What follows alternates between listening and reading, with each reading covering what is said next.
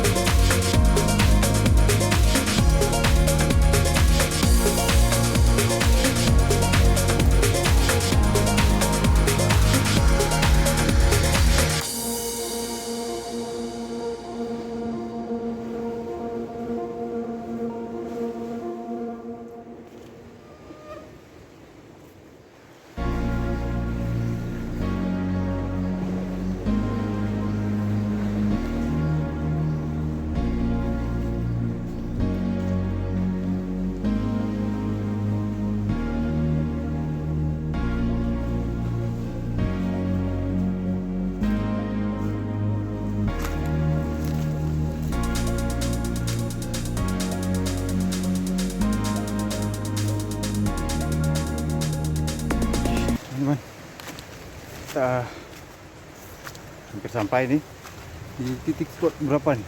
3 atau 4 lah.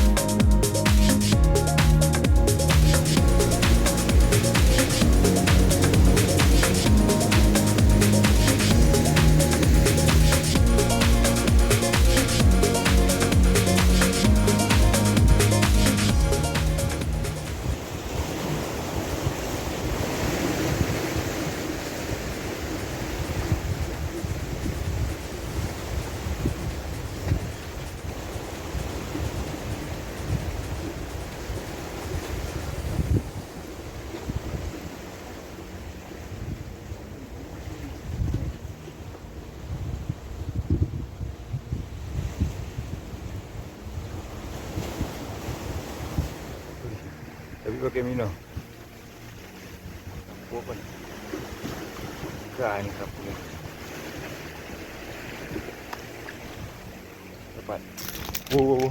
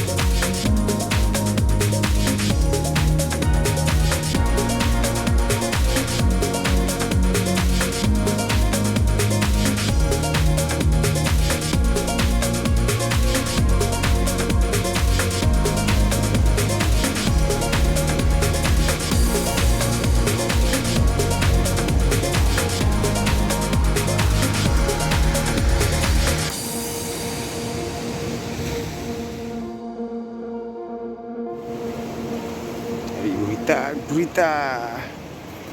Buat teguh balik.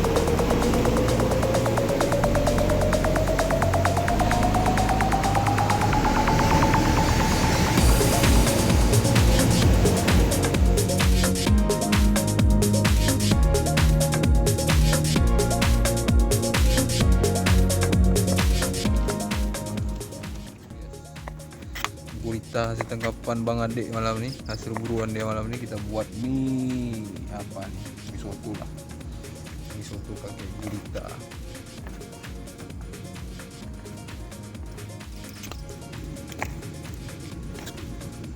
Dia benar kan?